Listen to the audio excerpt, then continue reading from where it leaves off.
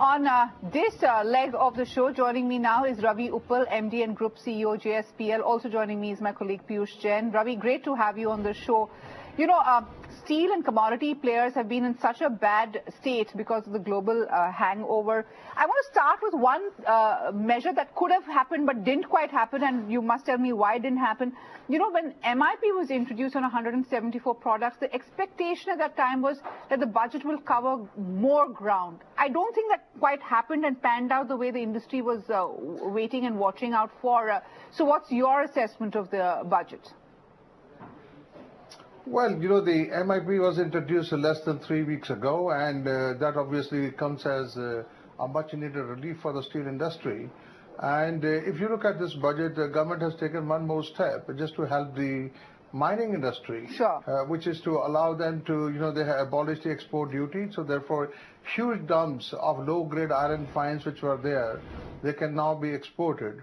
When you do this, you are not hurting the domestic industry, because these kind of fines have no use in India, because the Indian industry normally uses, you know, high-grade iron ore fines. So I think this would definitely help the Indian mining industry without really sort of affecting the rest of the steel industry. You know, the government is now waiting and watching to see as to what would be the impact of the MIP on the steel industry. I think it would take at least about another 2 quarters before it becomes, you know, as to what has been the impact of this MIP introduced by the government. I think the only thing that I thought the government shouldn't have done was to impose extra cess on the coal and the coke. I think that was something which was not really called for, because on one side it will add to the cost of steel production. I was actually hoping that government would take away the custom duty on the coking coal, which was increased to 5% last year, because basic idea is to make the domestic industry more competitive, you know, and therefore if you take away the custom duty, you make the Indian products more competitive. So I think that's something I was really hoping for. And likewise in the power sector, you know, putting 200 rupees cess is going to increase the cost of electricity by straight 15 to 16 paisa. You know, and therefore, you know, it basically goes against what government has been really striving hard to bring down the cost of electricity for the consumers. You know, I always feel that the importance of coal is sometimes missed out when it comes to the power industry. You know, the people think that we should go for renewables. Of course, renewables are very important for us to produce green electricity, but coal cannot be wished away. It still makes up nearly 70% of our total power generation. We can certainly make coal more clean, you know, clean fuel, but it can't be dispensed with. If that is the truth, then why is it that we are trying to punish the users of coal by putting more and more cess on it? I think it's a counter to what government otherwise is wanting to do. I think that's the only thing which I thought that you could have been done otherwise. Ravi, my colleague, I'm sure has more specific questions to you on the cess and what it means for profitability. But I am going to hark back on the MIP issue, because 173 items out of 343 had MIP put on it. You know, the industry was complaining because there was a lot of dumping happening from China. My question is that, has the MIP worked? What is the preliminary take on the MIP? Has it helped matters? And you know, waiting for 2 quarters for MIP on the rest of the categories, won't it hurt the industry at a time when things are pretty bad? Well, you know, MIP is certainly a step in the right direction. You know, it's going to help in 2 ways. Number one, it's going to curb those kind of rampant imports which are coming into India. People are using India as a real dumping ground from China, Korea to Japan. And so it is definitely becoming a way to control the imports, and consequently it will also help Indian producer to somewhat improve their price realization, which had really crashed in the last 12 to 18 months, came to a level that every steel manufacturing unit was making losses. If you look at the results of the 3rd quarter, without exception, everybody had made loss, and I think the signal to the government was very clear that if this is allowed to continue, the Indian steel industry will certainly collapse. So, you know, you mentioned about quite a few items which have been left out. These are being taken up with the government. we are bringing it to their notice as to what's the magnitude, of damage if these items are allowed to continue. So I think through proper and accurate information, that government is being informed, and let's hope that they will make the right kind of corrections to the list of items which are still allowed to be imported. If these are very marginal items, of small volumes, special high-grade steel, industry can live with it.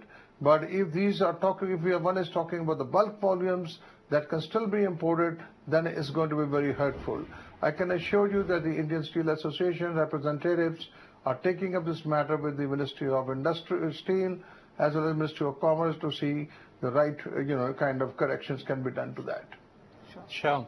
So, Mr. Uppal, I'm going back to the coal cess. Now, coal cess has been imposed. Now, the first basically thing which comes into the mind for the investors is how basically it's going to impact the margins and the pricing scenario at present. So, as we know, we had started hearing about some price increases in the sector, and now since the demand is just being tested at present, what do you think basically? Will it be easy to actually pass the cess increase in form of price increase? Well, it's something very difficult to tell you right now. It remains to be seen as to how much of this can be passed on to the consumer. You're quite right. The demand for power still remains tepid. If you look at the rates in the merchant markets, they're still very low. So at this point of time, putting this kind of cess is basically adding to the cost of power production using with coal as a fuel. And it remains to be seen that in a competitive environment, how much of this can be passed on to the customers. I don't think that the producer can take all this, sort of extra cost on themselves. So, but it's difficult to tell. I think, since the power market is freely traded market right now, it remains to be seen how much increase can be passed on to the customers. It's difficult to tell right now, but it will result in increase of, power cost by 15 to 16 paisa per unit. Absolutely. So even with power, how basically it's going to go with the steel production also? Well, likewise, that if the cess is going to be applicable on the coal, which is going to steel, it will have the same kind of impact there as well. And steel, of course, is a relatively smaller portion, whereas for power, coal makes up nearly 45 to 50% of the total cost. So I think both the industries get affected. And I really request government to reconsider imposition of this cess. Already last year we had introduced about 200 rupees cess. Now we intend to double it. Question is, where do you stop it? Because, the coal is such an important constituent for the production of power and steel both. Sure. So just another question on the logistics. So logistics is one of the biggest costs for the steel industry. So now this budget is basically about more investment in the infrastructure. Last budget was about investment in the ports, and if you combine both the budgets, they are trying to basically reduce the logistic cost and basically opening up more or easing out the infrastructure constraints. So what basically is your opinion? How basically is the intent, and how long do you see the measures are going to basically take in fructification? You said it very rightly. Logistics is a very important component of cost for both the industries, and it has to be contained. As of now, the Indian logistic cost is at a disadvantage compared to the other foreign manufacturers. And the government's effort to introduce more freight corridors as far as railways are concerned, or have built up more roads, would definitely make it easy for the logistics to be effective. But that doesn't necessarily mean that the cost is going to be low. I think we need to take steps to see that that we also focus on reducing the cost of logistics. Government have said that they would not need any more permits for the passenger segment to operate within the country. I think we need the same for the trucking segment as well, the freight segment on the roads.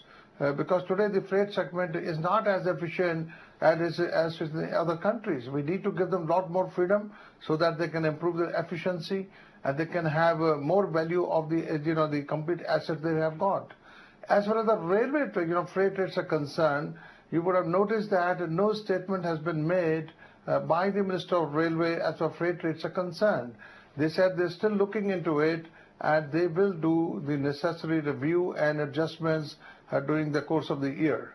So we don't know how they're going to do it, but I only know that in the last two budgets, the freight rates were increased at the rate of 6 to 6.5% every year, which really translated into a huge cost, for both steel and the power segments. And it also makes us very uncompetitive. I can give you an example. If I have to move, a ton of material from Odisha to Mumbai, it costs me about 3,500 rupees per ton. But if I have to bring it from Shanghai to Bombay port, it costs me just about $8 to $10. So you can see that the domestic benefit. And I think that's the basic point of the crisis in the Indian economy, the pressures out there. But I'm going to ask you a quick question. The global steel market is in the dumps, but we are hoping for an investment infrastructure kind of revival, consumption revival in India. There was a lot said about new rail lines, about investment in railways, in housing. We've seen car companies announce a very good month in the month of February. Are you seeing core demand pick up, and hence is business looking up in pockets for you? Certainly so. I'm quite optimistic that the demand for steel is going to look up. If you look at the last 10 months, the prices, the demand for steel has gone up by 4 to 4.5%. But the question, who got the benefit of this increased demand? Most of it, unfortunately, went to the importers. So if we can do the kind of protection of the Indian steel industry against these kind of imports, I'm sure that the domestic industry will have much to gain from that. Now, if you look at yesterday's budget, that the government has once again announced that they will continue to spend more and more infrastructure. The expenditure has gone up from 17.2 lakhs to nearly 19.5 lakh crores. If you look at the budget for railways along with the other segment, infrastructure, road segment, it has gone up to nearly 218,000 crores. This is a very good news. It doesn't matter where we build up these things, whether we build in the urban centers or we do in the rural, but I think the benefit will certainly come to the core sector industries. I do foresee the demand for cement will grow, increase, and likewise also for construction materials and the steel. So therefore, yesterday's budget, in my sense, will be a positive news for the steel, cement, and construction materials, and also the people who are working with the infrastructure segment, for example, contractors, etc. So the budget has generally maintained the same direction as it laid out last year, but only the theater of activity has changed from the urban centers towards the rural side, which I think is something which was long overdue, and that might be the case for the next 3 years to come. Right.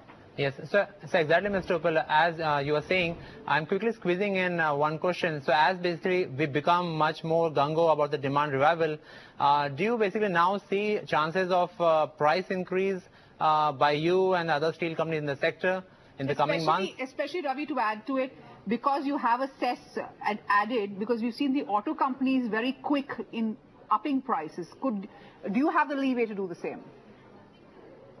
Well, one thing I must make clear, that the prices that we had up to month of January are simply unsustainable because they are bleeding the steel industry. So therefore, prices have to be corrected. And, that we also have to keep in mind the interest of our customer segments. So I would say that the prices for steel will go up, yes, but they will grow up gradually and they will come to a level that the industry can sustain itself. I think that's how it will be. The industry can sustain itself, Ravi? Ravi, just as a ballpark, what is the level where the comfort level comes back in? How many percentage of increase? It's difficult to tell a number, but I think the prices, in the last, if you look at last 18 months' time, the prices have come down by 30 to 35%. I don't think that our prices will recover to that level, because we have also been able to, through efficiency enhancement programs and better procurement, have been able to bring down our costs. So I think they will grow up in small steps. It's difficult for me to give you a number because for different grades of steel, the increases will be different.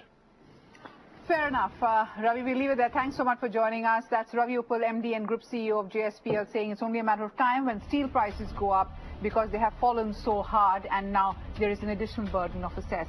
With that, it's a wrap on Lunch Money. Thank you so much for joining us. Goodbye.